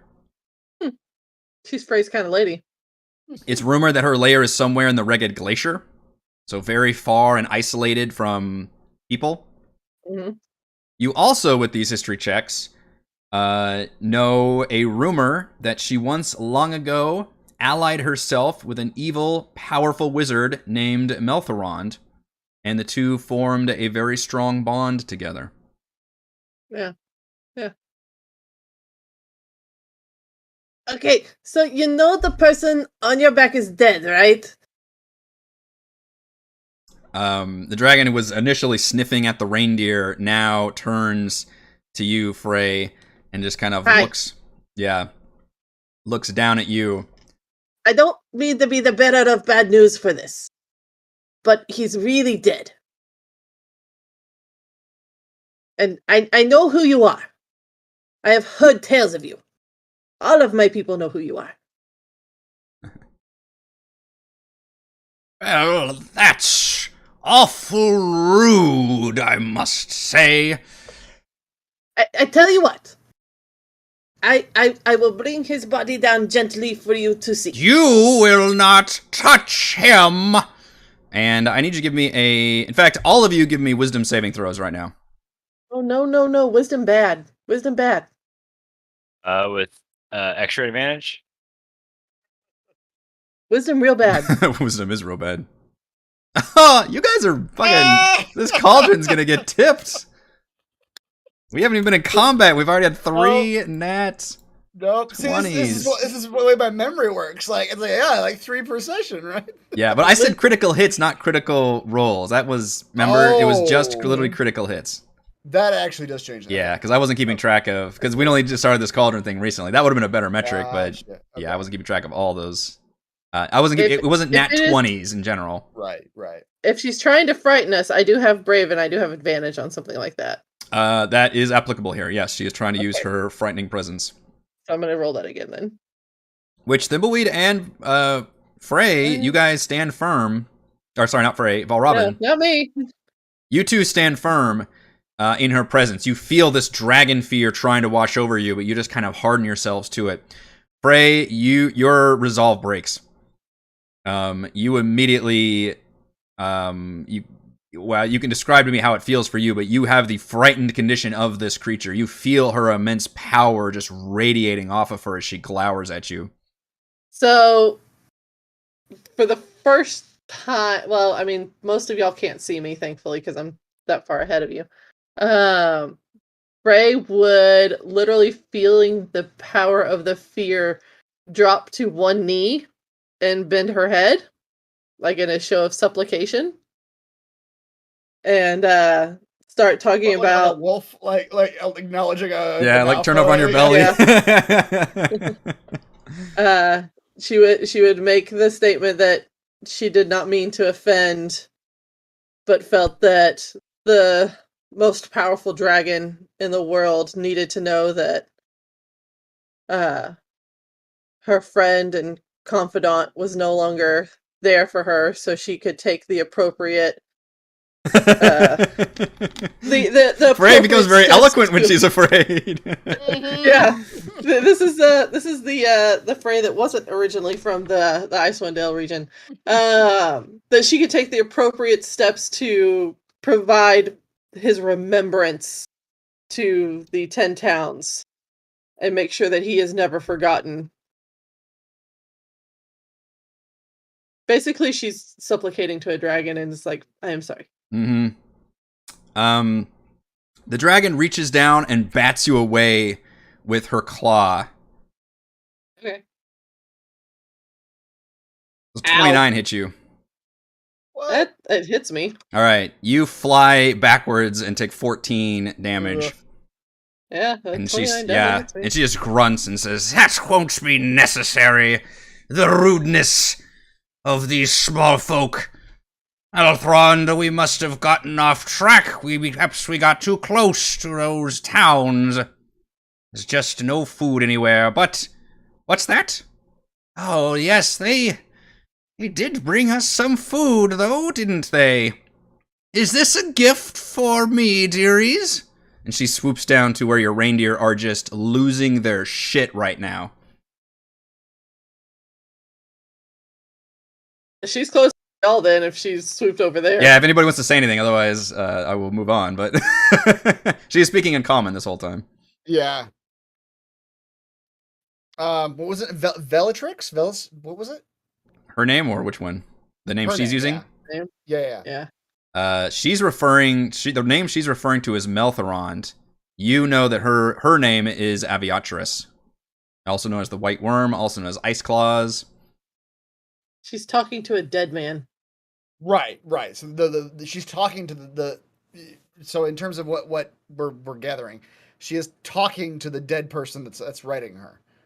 And supposedly can hear him. Yeah. She's off Aviatress? her rocker. Okay. Great Aviatress, we are mere travelers. We mean no disrespect, nor did we intend to interrupt your slumber of you or your famed rider. She snaps her head to you. It's like a fucking like a velociraptor, but like 30 times the size. Like snaps that head over there and lowers down to you and says, and she gets close and sniffs you. Oh, Melthrond, it's an elf up here in the dale.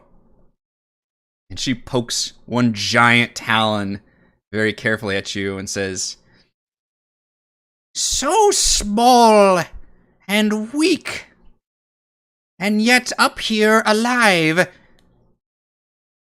You are a spellcaster, yes?" I have studied the ways of the arcane indeed, great. I want to call it Melistrix or something. Aviatress? Melistrix Great is a Dragonlance Aviatress. reference. Yeah, is it? Okay. Great Aviatress. I have spent time in the Feywild studying such arcane arts, yes. She snatches you, like King Kong style, and Lovely. brings you up and says, "Do tell me a story. Oh, will you allow an indulgence, Melthrond?" And she sits down, and she's got you in one hand, and she reaches over and grabs one of your reindeer and snaps it off of the harness. And this reindeer starts freaking out, and she just reaches over, and you're right here, Valravn, and she just goes, tears the head, just sprays blood all over you. Just, oh, Like a popsicle. oh, this is very, very nice. Now, do tell us a story while I eat this, please, dear small folk. You do not taste nearly as good. You should be thankful of that. But I do love the stories. Elthron just hasn't told any new good stories lately. As he's dead. Or he gets kicked again. Just bones mashing. Half a reindeer hanging out of her mouth. This is great. Yes, what the best audience Valraman's ever had.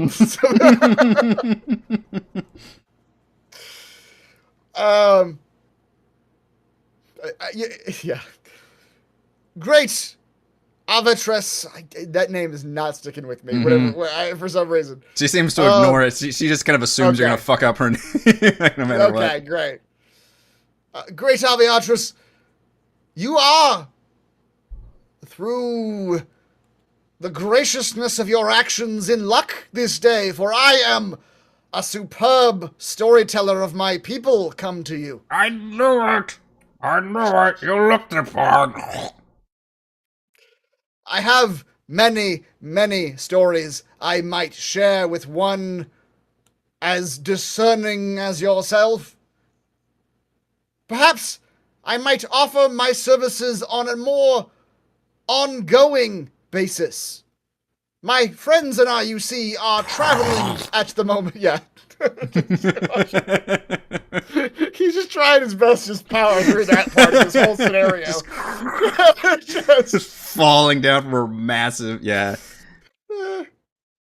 We are travelers through this land, but we, as travelers, may yet return to this same spot again in the very near future, and I have what I can assure you is a wealth of stories to offer. So, perhaps I might offer you a story now, and in the future, when myself and my entourage here return this way again with our remaining reindeer, we might regale you with further stories on an ongoing basis.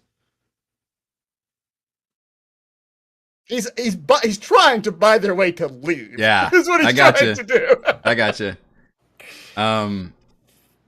She eats another bite. I do like hearing the stories, but would you tell us one now, please? Of course, my dear patroness, a story. Would you like to hear a comedy, a tragedy, or a horror?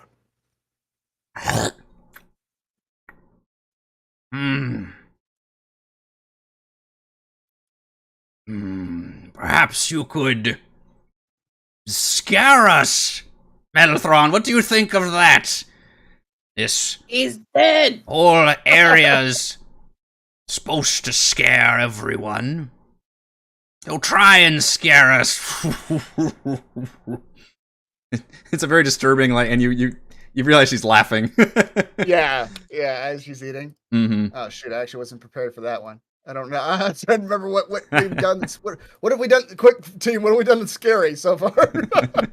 How about the Charlatan dragon? Ooh, or the bees. Well, then we were the Charlatan dragon. Yeah.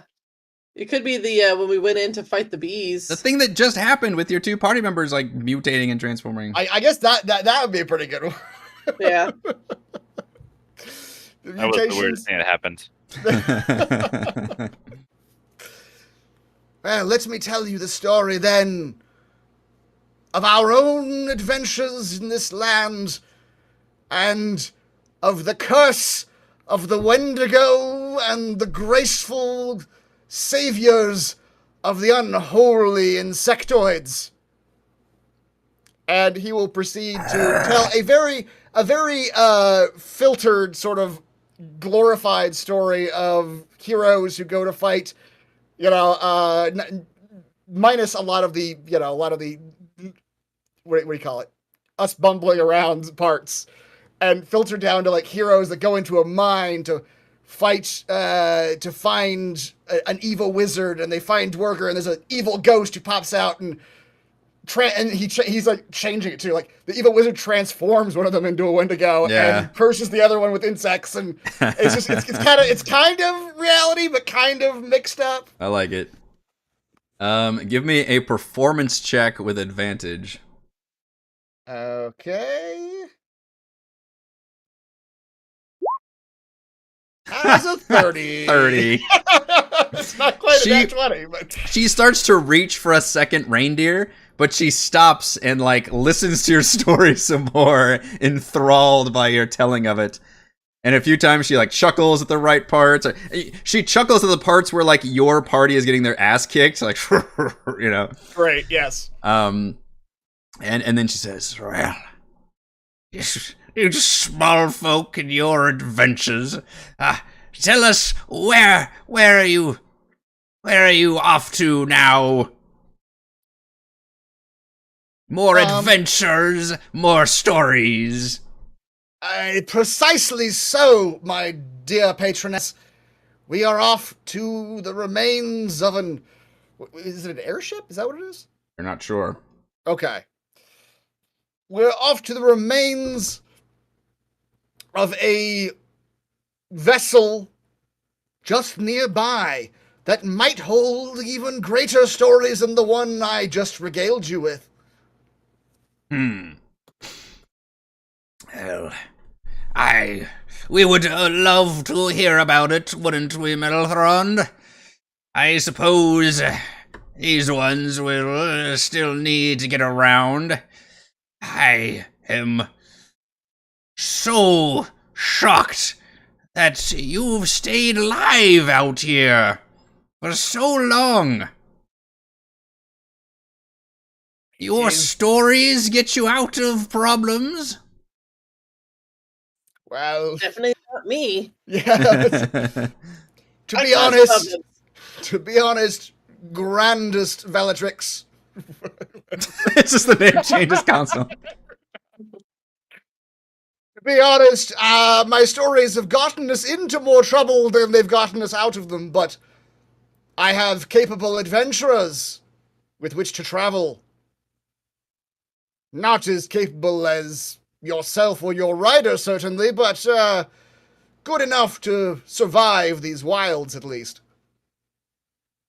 Once I would have mocked your companionship, but I have seen its values. Very well. And she lowers you down gently, and then kind of opens her paw for you to get off.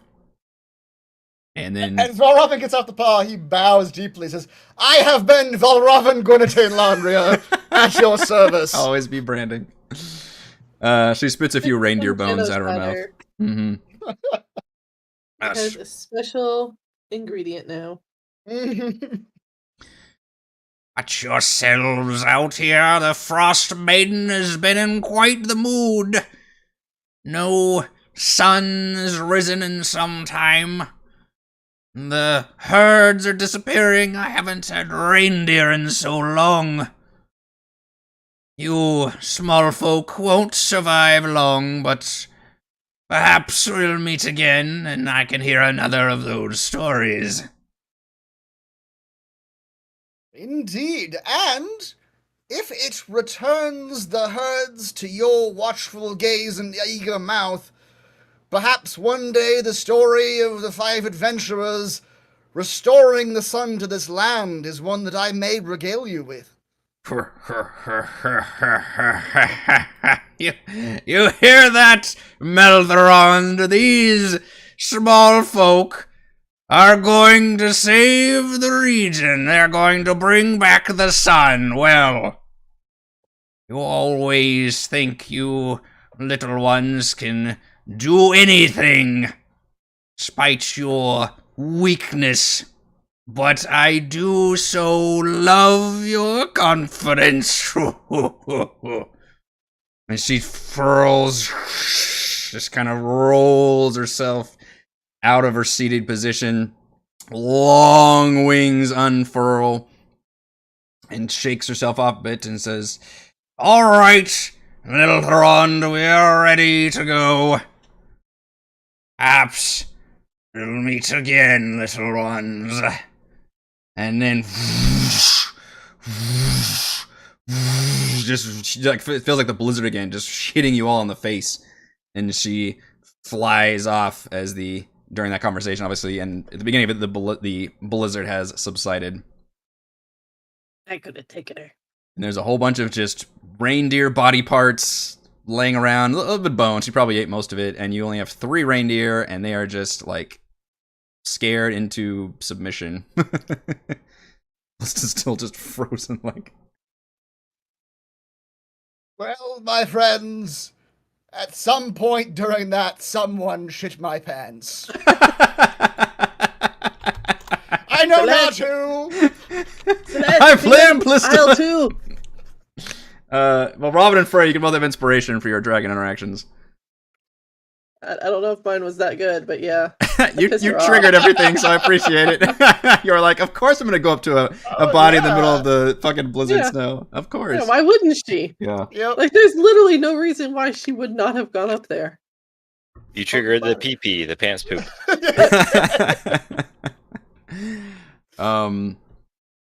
Yeah. You all survived an encounter with an extremely large dragon. I've had some mental health issues. Not all of you survived. One of your reindeer is dead, and Yeah. took some of you took some damage. I'm the only one who took damage. I think Robin took a little bit, right? Because you were on the wings when you tumbled down.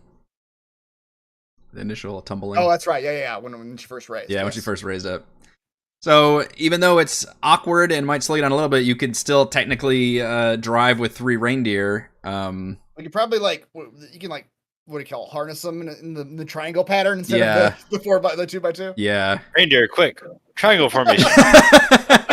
They're instantly back in discipline mode. Clunk. Yeah. Blista's still freaked out. She's like, might I suggest that when we return, we take a different route? Not that I don't mind an audience. you missed the dragon crossing sign back there because the blizzard, obviously. Yeah. She is an enthusiastic audience, but she is a demanding one. Or is it dragon crossing sign? Everybody misses it. It It's was in a bad very location. snow. I mean, it's kind of where a hill, and they really got to trim some trees back. I feel terrible as a tracker. Oh, this is guys, dragon I started this guys. map upside down. There's a dragon symbol here. It's bad fucking news. We want to go around this. Is this scroll and crossbones bad? All right, so after you decompress a bit from that, you can continue your journey. No blizzards and no dragons. And it's another probably a little over an hour before you near the coastline of the Sea of Moving Ice. And as you get closer, The damn dragon comes back. you spot a large white-furred beast ambling towards you. Dragon sister. I'm not getting out of the wagon this time. I'm not getting out of the wagon. And again, the reindeer kind of stopping, and Ballista says, it's not a dragon, it's a bear. Ray will get out. Ray jumps off the back again and goes, God damn it. Gray, you see, awkwardly ambling is the word I used, coming at you is a polar bear. It's wearing armor, like barding, and dragging like a harness, like it was attached to something, and wearing mount armor or something. Thimbleweed, come talk to this polar bear. Indeed. And if Edmund were here, he might I think it's a goat. If it's just a large goat. If Edmund were here, well, he is here, I guess, technically. He recognizes this polar bear. Previously on. Yeah, what is that previous on? Do we get some flashbacks? All the way back to session 1. Oh, wow. Hold on, do we... Would a man recognize It's the the polar he saw bear that 2 we weeks ago? used. Again, it's It's only the been... polar bear that we used to pull the cart all the way to Bryn Shander. What do we do? Do we let him go? Yeah. We 100% let him go. Wow. Because they wouldn't let us bring them into the city. And then that's when they eventually gave us the reindeer after a few more episodes later. Yeah. Okay. They better Yeah, with he this made folk. friends. Yeah. I remember this now. But yes, the way you can use speak with animals as this bear comes ambling towards you all. Bear! How do we know you? Please give it a derpy voice. Please give it a derpy voice. Yeah. The bear slows and looks Hi, I'm a cautiously bear. at you. And says, I. Oh, derpy voice. Derpy voice. Well, now you put the pressure on me. I know. Hey, boo boo. I'm running away from you need a picnic basket. She's a crazy bitch. Ranger's not gonna like this. I smell you. Remember, friends. Scared. Dragon. Flying. The dragon is dealt with. Pull yourself together.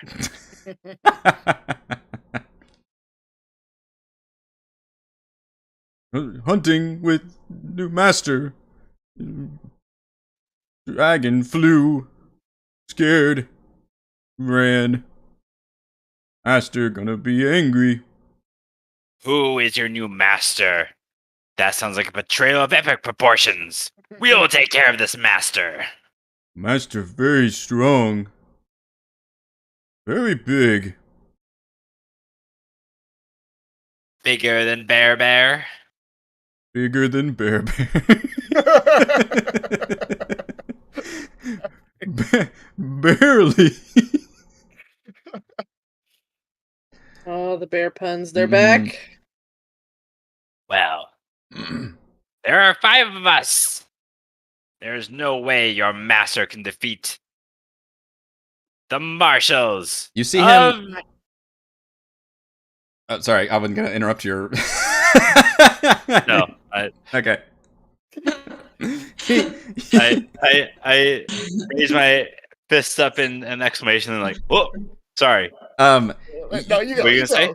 You see that after he's running, he's kind of like licking a paw, and he's kind of like favoring it, or not, but like he looks like he injured one of his paws or arms, just barely. Okay. Wow. Really? Well, he has the right to bear arms. This is getting unbearable. We're back to this. This is the Wrath of Khan earworm scene for me. You got your.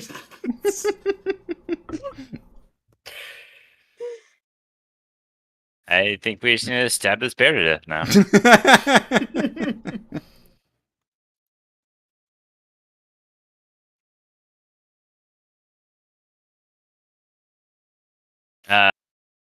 What has happened to your paw? Ooh. Ran. Long time. Hunt master works hard. Ugh. I don't know how we would convey, like, spraining his arm in bear speak. Hurt, arm hurt. I guess can I take a look at it and see if there's anything I can help fix? Yeah. You think just with like a medicine check, using like a healer's kit or something, you could do enough superficial healing and, tell him to keep off of for a couple days, drink lots of fluids, that kind of thing. Okay. Take it easy. All right. Find you a nice den to take a There you nap go. in. Yeah. Oh, that's much better.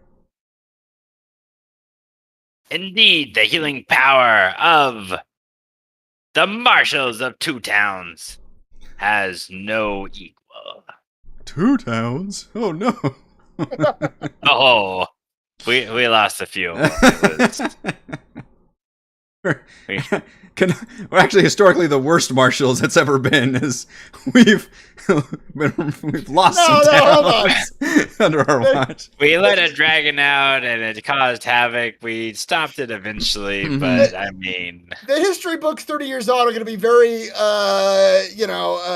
generous about it. We were good marshals at a bad time in history. Thank History goodness for the books are thank goodness we didn't lose written more by towns. Yeah, that's right.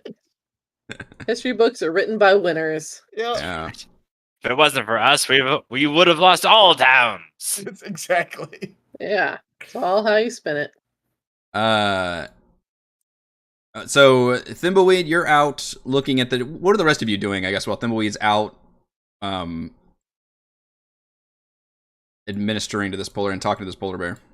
I mean, I was pretty close because I'm the one who yelled for him to come talk to the polar bear. Okay. I'm staying there in case the bear tries to eat him. Okay. Are the rest of you just hanging outside in the? Right, watching from inside? Yeah, Varavin doesn't want to go out in case there's another dragon out here. Full blissed inside so she can get warm every now and then. Yeah. One thing we need to do is I don't think some of you actually fully long rested. At least that I can, or maybe I need to update your tokens. Yeah, we didn't have a chance to actually use the token thing to like click the long rest button. I don't know if the character mancer is supposed to auto long okay. rest or not. You can do that after I move you to this I map. fixed all mine. I literally have 75 hit points left. I got flicked by a fucking dragon. So as yeah, you did. That was one little hit too. Frey and Thimbleweed, you two near the bear, see that you've had this conversation for a hot second. Cresting a snowy hill nearby is a woolly mammoth. On top of that woolly mammoth is a giant. Horned helmet, armor made out of bones and fur covering his body. Several nets hang from a saddle attached to the mammoth, including one that looks like it's got like a seal in there. He is holding what looks like a ship's mast that has been sharpened to a point, like a giant lance. If Frey sees it a half second before Thimbleweed, she's going, Thimbleweed, Thimbleweed, Yeah. Thimbleweed. And next to him is another polar bear wearing the exact same barding and the armor system, trotting alongside next to him, kind of sniffing the air, and then grunts and trots over to you as he pulls up and stops and glowers at you all.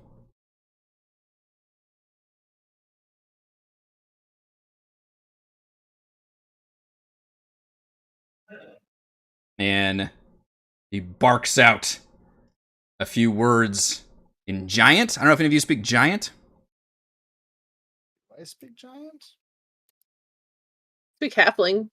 It's the opposite. Might be the opposite. It's like a giant, but small. That's right. Yeah. Nope.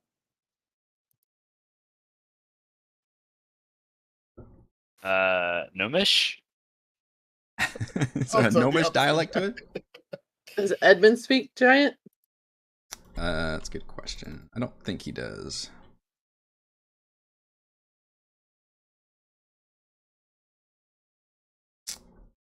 No, he just has common and undercommon.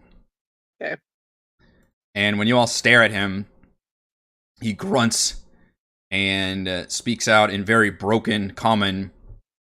Bear, mine. Okay. And the bear looks, the bear with you all, looks nervous, a mixture of emotions playing on this bear's face, which probably only Thimbleweed is actually picking up. But Thimbleweed, from your knowledge, this bear looks like very nervous, maybe guilty, maybe shame. And you can see by the way that the giant is like tightening his hand in anger that he's probably not exactly a kind animal handler.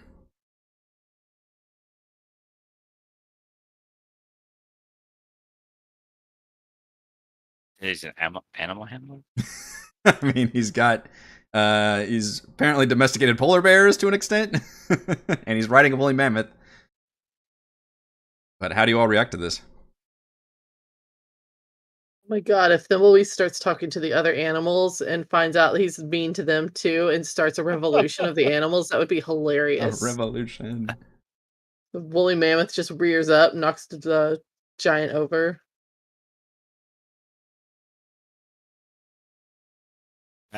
You know what? I will speak to the woolly mammoth. You there!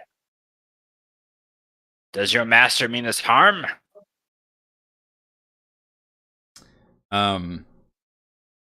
The woolly mammoth kind of trumpets, from the giant's viewpoint, the mammoth is kind of shaking its head at you and, in surprise, and it kind of trumpets a bit, and the giant on top is...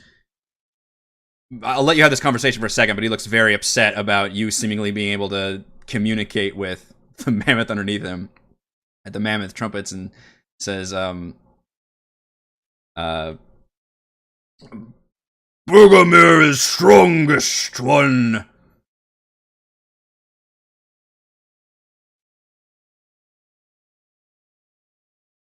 Lord of all creatures.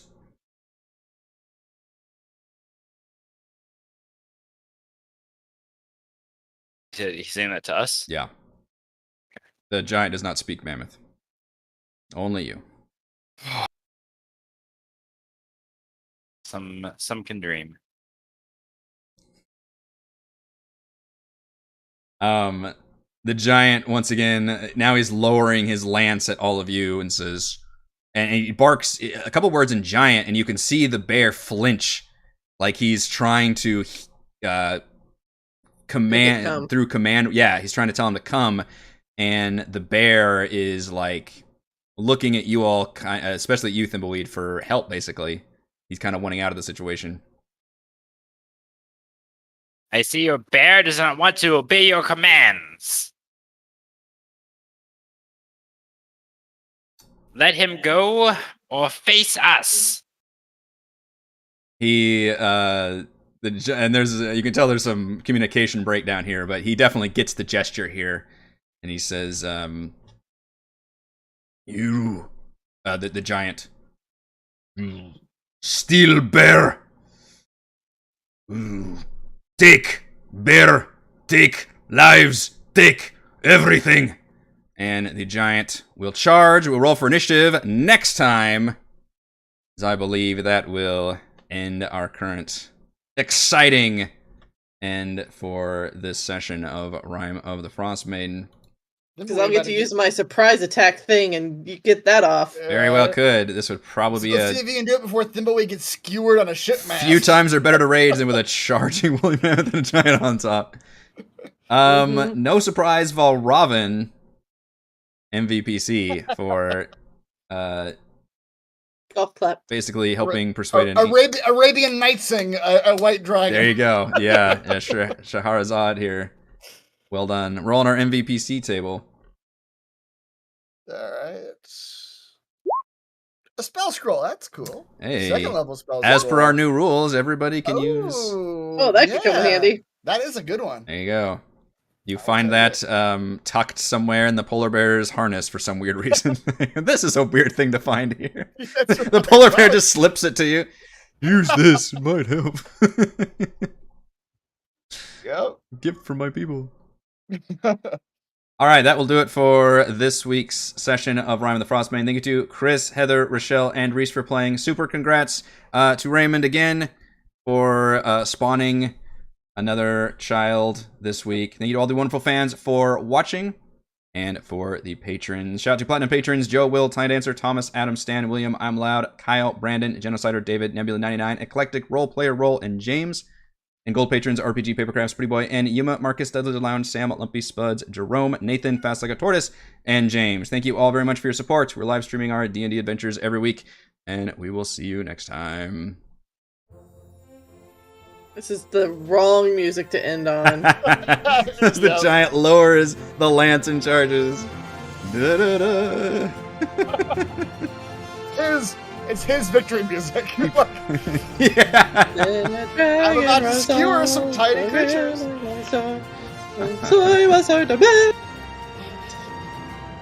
List of filled cider cans. We had a lot of like new in jokes this session too. Oh my goodness. Yeah. That's pretty good, Reese.